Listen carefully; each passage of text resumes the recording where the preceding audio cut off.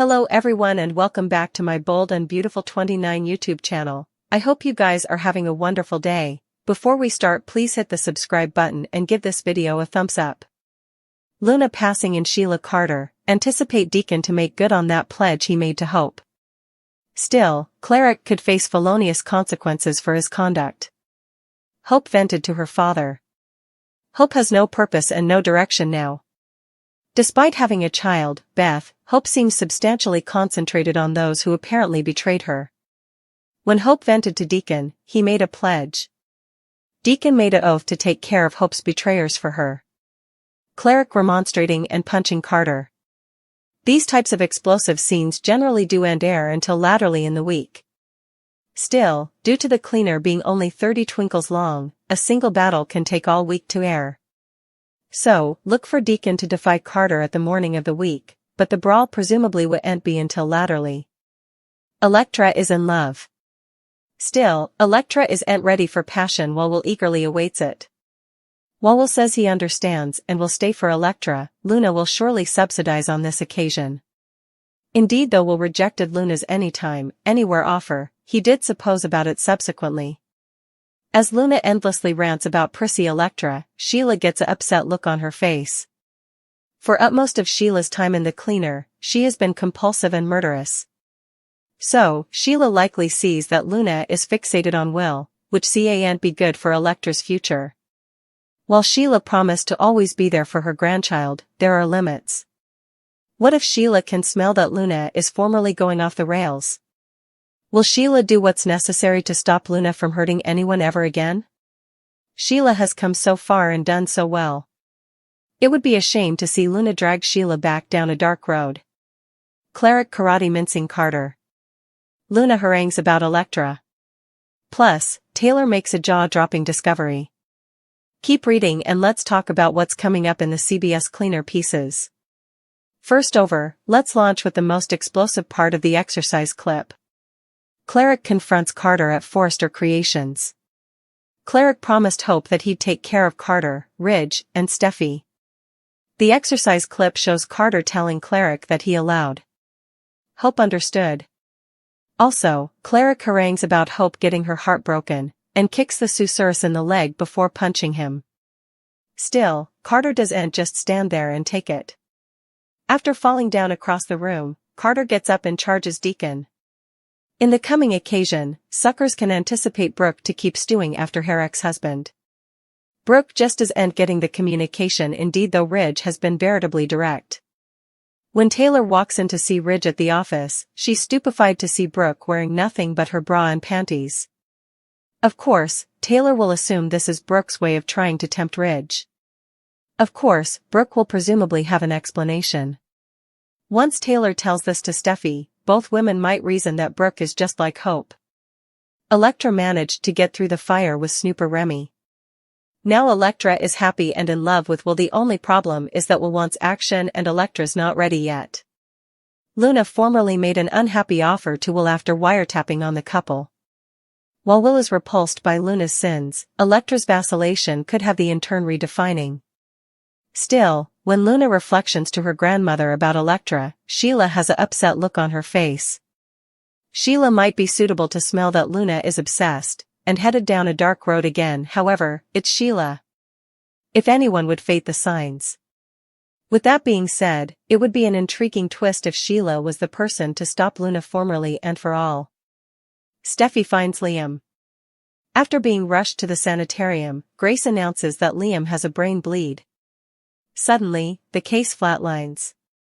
At Il Giardino, Deacon promises to always be there for Hope. Deacon wants Hope and Beth to stay with him.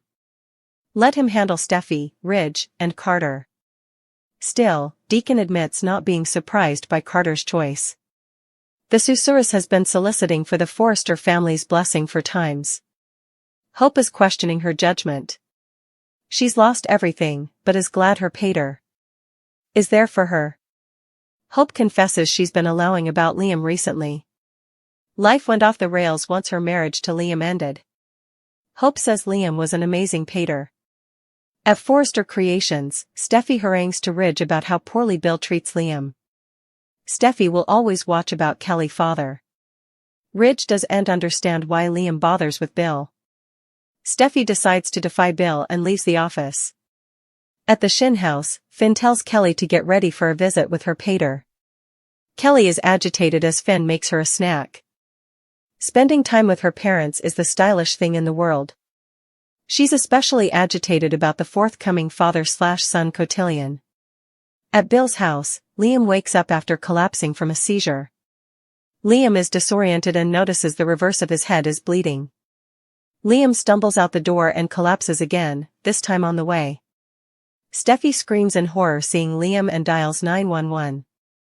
At the sanitarium, Grace announces Liam has a brain bleed. Steffi screams she can't lose Liam. Grace thinks Liam's brain is dying. As Liam flatlines, Steffi lets out a blood-curdling laugh. Back at Forrester Creations, Ridge is still in his office when Brooke enters. Brooke is so thankful to be working there and she still loves him. Brooke asks if he could drink Hope back to FC. Ridge gets that she loves her son. Brooke suggests Ridge make a deal with Hope, just like he did with Carter. Ridge points out that Carter fessed up, but Hope wouldn't take responsibility. Brooke misses Ridge so much. She asks if he misses her too. Cleric might utter four enduring words. Formerly Sheila deception regarding Luna is revealed. Sheila has been in a delicate situation recently, especially after Deacon issued a stern claim.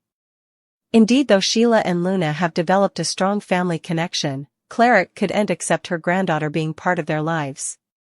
This led him to make a firm claim, it's her or me. He felt a sense of relief when Sheila chose him over Luna. Still, Cleric should have known better than to underrate Sheila's determination when it comes to her children and grandchildren. At this point, he can only condemn himself for allowing Sheila would truly part herself from her own family. Still, Cleric is induced that Sheila is on his side and will keep her distance from Luna moving forward. Cleric is in for a shocking surprise when he discovers that Sheila has been misleading him. Sheila intends to continue her secret meetings with Luna, making it only a matter of time before they're caught together. When that moment arrives, Cleric is likely to explode with wrathfulness, not only because he despises Luna for her history but also due to Sheila's treason.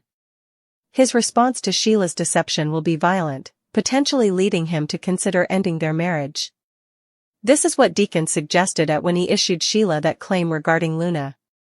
It leads us to the four words he might utter. Formerly Sheila's dishonesty is revealed. I want a divorce. Cleric could be so enraged that he walks down from Sheila for good, or at least he might move himself he can in that heated moment. Still, it's possible that he'll ultimately calm down and decide to work through their issues, as he authentically loves Sheila. Again, there may be fresh complications if Sheila falls back into her old ways because of Luna's presence. Cleric might struggle to accept Sheila if she no longer embodies the converted person she professes to be. Cleric can't get past the deaths of his musketeers, especially Paul thanks to Luna.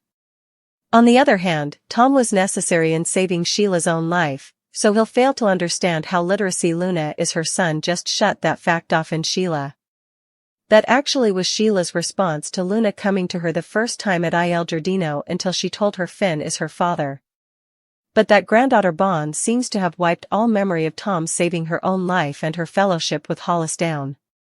It's a response that would muff anyone's mind, but especially Deacon's. She surely needs to put the brakes on effects before it all gets worse.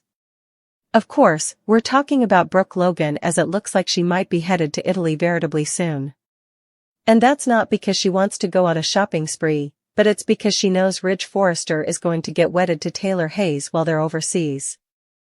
As numerous B&B suckers are apprehensive of, Ridge has decided that he wants to spend the rest of his life with Taylor Hayes.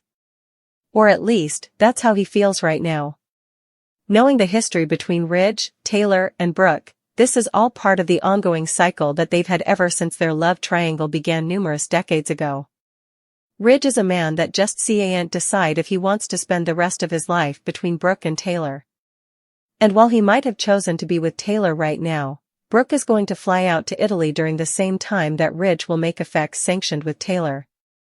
Before anyone knows it, Ridge is going to go behind Taylor's back and end up in bed with Brooke. Of course, Taylor will be devastated when she finds out the verity of what Ridge did. That is, when she finds out the verity. For Brooke, however, it seems like she's just repeating the same miscalculations of the history. Why on earth would she want to be with a man that keeps on putting her in alternate place? Easily, she deserves further respect than that, right? Either way, we've a feeling that this trip to Italy is going to be an explosive bone. Someone is clearly going to end up with a broken heart or worse, broken marriage.